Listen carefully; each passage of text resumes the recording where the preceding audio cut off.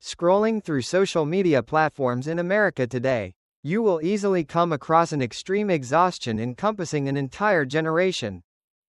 Young people are sinking deep into investment burnout syndrome, also known as the collapse of the get-rich-quick illusion after the terrifying crashes of cryptocurrencies and overhyped penny stocks.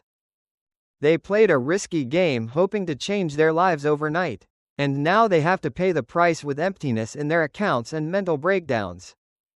This state of giving up is not weakness, but rather the inevitable consequence when humans bet their fate on systems whose operating mechanisms they are completely clueless about. Most people enter the financial market with a naive belief that they possess nerves of steel strong enough to overcome any unforeseen events. They read economic textbooks and listened to empty advice in the media about having to hold onto assets tightly when the market is in the red. In terms of mathematical theory, if you do not sell when prices drop, you will never truly lose money. But the financial market does not operate on dry mathematical formulas. It is driven by the primitive human nervous system. When the macroeconomic economy begins to shake, and you witness 30%, then 50% of your blood, sweat, and tears evaporate in just a few short weeks, your brain will no longer operate according to logical thinking.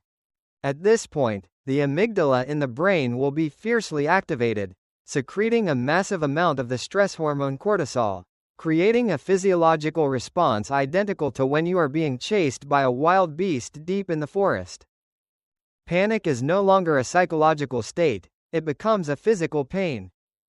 The survival instinct will scream, forcing you to cut off the source of that pain immediately. And so, you close your eyes and press the button to sell off your entire investment portfolio right at the deepest bottom of despair. You slaughter your own assets with your own hands, turning electronic losses on the screen into permanent wounds that can never be healed.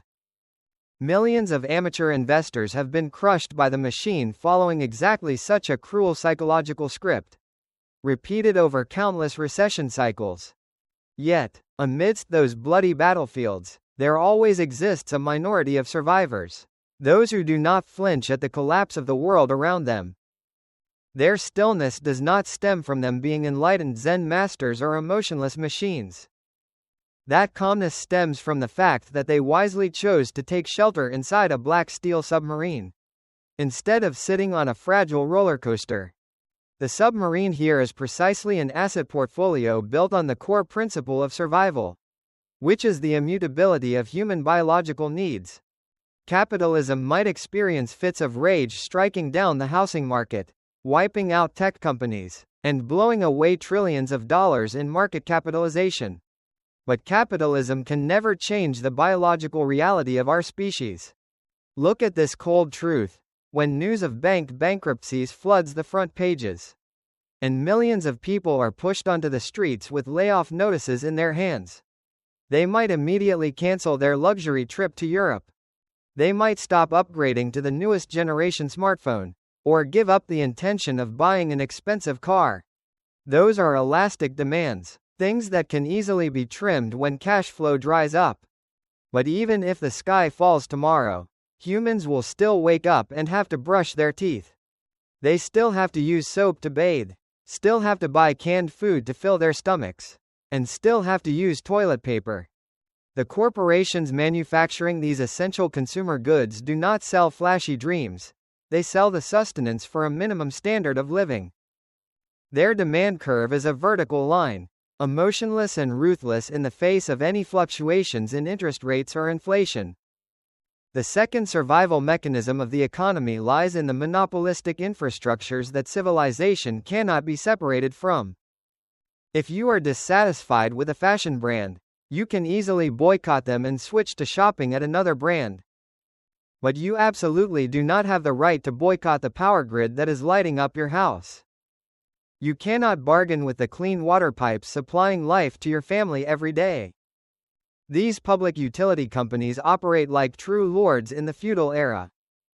They hold absolute monopoly over a specific geographical territory, with prices protected by the government. Even when the worst economic recession strikes, you still have to bite the bullet and pay your electricity bill. because the only alternative is living in darkness and biting cold. These corporations are the most cold-blooded money printing machines, silently sucking cash flow from your pockets regardless of which cycle the economy is in. And then, we touch the deepest layer of cruelty, which is the life-sustaining industry. Birth, aging, sickness, and death is an ironclad law without any exceptions. Illness never politely waits until the U.S. Federal Reserve lowers interest rates to begin attacking your body.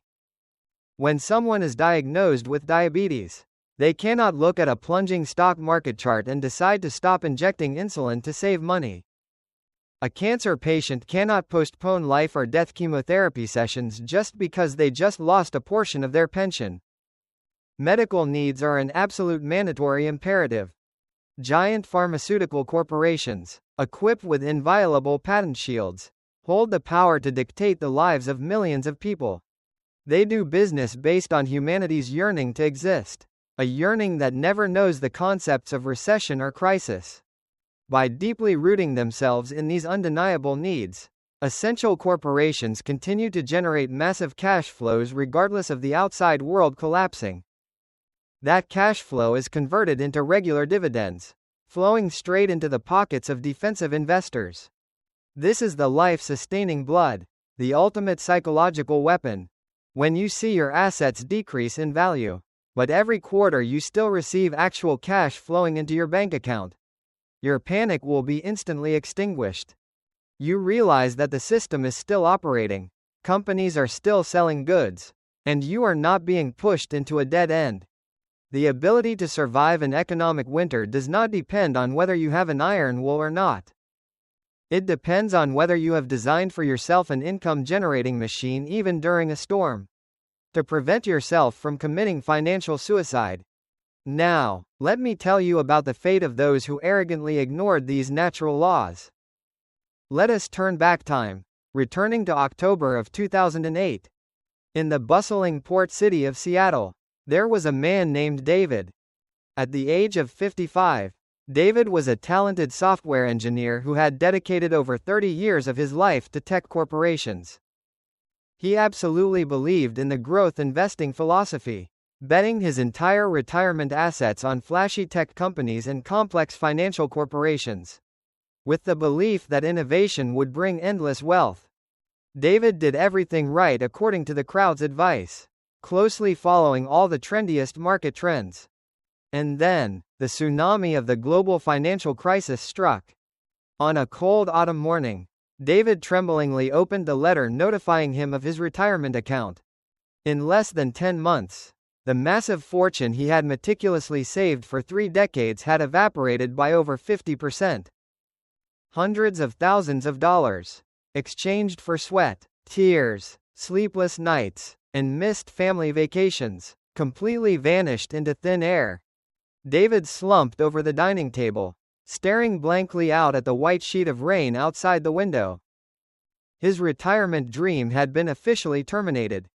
At the age of 55, he realized he had bet his life on a paper roller coaster, and now it was sinking in the middle of a crazed ocean. David was forced to sell off the last remnants in a panic to protect his immediate survival, permanently losing the chance to recover. But the story did not stop there. Right in the neighborhood opposite David, there was a neighbor of the same age and income level. This man never bragged about his investment portfolios, and never read market trend forecasting newsletters. He only quietly bought and held shares of the most boring companies on the planet. Toothpaste manufacturing companies, water treatment plants, and factories making fever-reducing medicines. When the financial storm of 2008 destroyed everything, this neighbor's asset portfolio also declined, but only by a little over 10%. It was just a minor scratch. More importantly, those boring companies continued to pay him every quarter, not missing a single cent. The neighbor quietly used that exact money to continue buying assets that were being panic sold by the market at dirt cheap prices. He was not afraid at all, because he knew very well that no matter what happened, humanity would still have to use soap and medicine the next morning. When the dark clouds of the crisis cleared, while David had to grit his teeth and return to work for another 10 years in bitterness. The neighbor calmly entered retirement with a massive fortune that had multiplied. Greatness never belongs to those who loudly show off during times of prosperity. Greatness belongs to those who know how to patiently and quietly survive through the darkest moments of history. Capitalism is an unforgiving arena. It always seeks to purge the naive and transfer their wealth to those who understand the rules of the game. The next economic recession is not a probability of whether it will happen or not, it is a destined truth slowly approaching. You cannot predict the exact day and time the storm will make landfall. But you have the absolute right to choose the boat you will board. Do you want to be a gambler chasing vain illusions? Or do you want to be a cold-blooded survivor with the most practical values of life? The choice is yours, and the price to pay for ignorance will always be your entire future.